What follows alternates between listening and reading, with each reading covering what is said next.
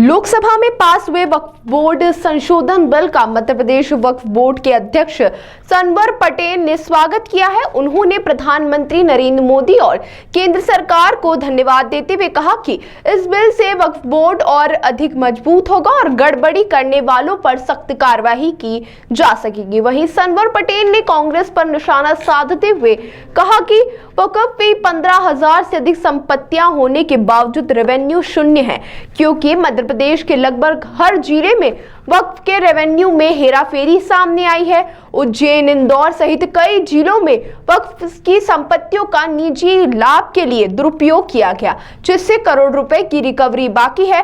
पटेल ने आरोप लगाया कि लगभग 99% मामलों में कांग्रेस के लोग ही वक्फ संपत्तियों की हेराफेरी में शामिल हैं और यही लोग इस बिल का विरोध कर रहे हैं। उन्होंने साफ किया कि इस बिल का मस्जिदों और कब्रिस्तानों से कोई लेना देना नहीं है, बल्कि यह उन लोगों पर कार्रवाई के लिए जिन्होंने वक्फ के नाम पर निजी संपत्तियों पर अवैध कब्जा किया। उन्होंने कहा कि इस्लाम भी किसी की संपत्ति पर जबरन कब्जे की इजाजत नहीं देता। पटेल ने मुस्लिम समुदाय से किसी भी बहकावे में न आने की अपील करते हुए कहा कि इस कानून से वक्फ बोर्ड पहले से ज्यादा ताकतवर होगा और जरूरतमंदों को ज्यादा लाभ मिल सकेगा। उन्होंने चेतावनी दी कि जो लोग वक्फ की संपत्तियों का दुरुपयोग कर खुद का विकास कर चुके हैं, वे अब जेल जाने के लिए तैयार रहे। देखिए, देश के प्रधानमंत्री, मैं कहूँगा यशस्वी प्रधानमंत्री, जो दुनिया के सबसे बड़े नेता हैं, माननीय श्री नरेंद्र मोदी जी को मैं इस बात के लिए धन्यवाद ज्ञापित करता हूं कि उन्होंने सबके साथ सबके विकास के नारे को चरितार्थ करते हुए आम गरीब मुसलमान की चिंता करने का काम किया है।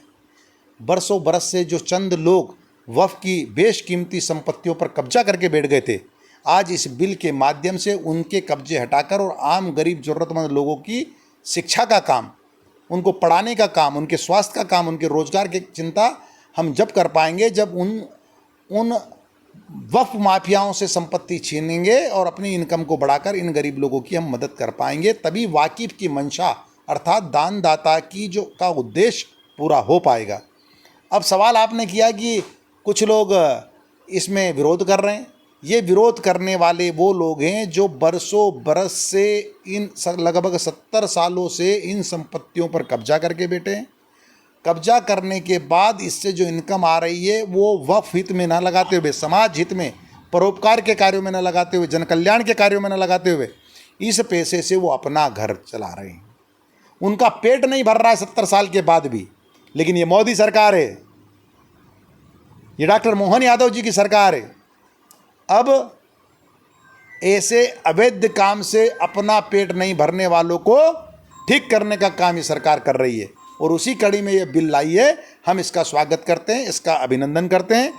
जहाँ तक सवाल खुशियों की है तो आम गरीब ज़रूरतमंद मुसलमान इससे खुश है। आपने देखा अभी भोपाल का वीडियो, किस प्रकार से हमारी बहनों ने, हमारी माँओं ने शुक्रिया मोदी जी, शुक्रिया मोदी जी, शुक्रिया मोदी जी कर और धन्यवाद ज्ञापित किया है मोदी जी का।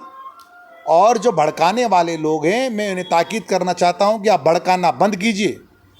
अभी मैं देख रहा हूँ कि पिछले कुछ दिनों से मैं इमाम मुअज्जिन साहब से भी गुजारिश करता हूं कि बिना जांचे आप भड़काने वालों की बातों में ना आए। आप जब तकरीर करते हैं तो समाज सुनता है, तो आप अपनी तकरीर झूठ पर ना करें। मैंने अभी सुना कि तकरीर में कहा गया कि मस्जिदों में जाने से पहले आपको अनुमति लेना पड़ेगी, कब्रिस्तान में दफन करने के पहले। इतना झूठ! ये कहाँ बिल में है? क्या आपने बिल पढ़ा है? किसी प्रकार की कोई ऐसी दखलंदाजी, किसी प्रकार की कोई ऐसी बंदिशें इस वक्फ बिल में नहीं है। इस वक्फ बिल में सिर्फ ट्रांसपेरेंसी है, किस प्रकार से पारदर्शिता के साथ हमारी संपत्तियां सुरक्षित हो, उनसे सही इनकम हो और किसी अन्य व्यक्ति की संपत्ति अवैधानिक रूप से वक्फ बोर्ड में इंदराज ना हो। तो ये तो होना ही चाहिए। हम प्रतिबद्ध हैं इस बात के लिए। एक एक इंच वैधानिक संपत्ति की सुरक्षा हो और एक भी इंच किसी की हो वो अवैधानिक रूप से हमारे यहाँ दर्ज ना हो, इस बात के लिए हम प्रतिबद्ध हैं। होना ही चाहिए। कितनी संपत्ति है वैसे पूरे भारत की बात की जाए या पूरे मध्य प्रदेश की बात की जाए तो कितनी संपत्ति मानते हैं आप? देखिए, मेरे लिए तो मध्य प्रदेश का जवाब देना ही उचित रहेगा। 15,008 वक्फ संपत्तियां मध्य प्रदेश के सभी जिलों में मिलाकर जो हमारे वक्फ बोर्ड में है वो इंदराज है। और बड़े जिले कौन से जहाँ पर ज़्यादातर संपत्ति है? देखिए, हम कीमत की बात करेंगे कि कौन से जिलों में ज़्यादा कीमती जगह है, तो भोपाल आएगा नंबर 1, इंदौर आएगा, जबलपुर आएगा, उज्जैन आएगा, खंडवा बुरहानपुर आएंगे। लेकिन हम नंबर ऑफ प्रॉपर्टीज़ की बात करेंगे तो सर्वाधिक जो नंबर ऑफ प्रॉपर्टीज़ 1100 से ज़्यादा है वो शाहजहाँपुर में है, नंबर 2 उज्जैन 1058 है, नंबर 3 फिर भोपाल जाएंगे, इंदौर होगा और खंडवा बुरहानपुर होगा। तो इस प्रकार से दोनों ही गणना अलग अलग तरह से जब हम करते हैं तो अलग अलग हमारा क्रमशः सूची बनेगी।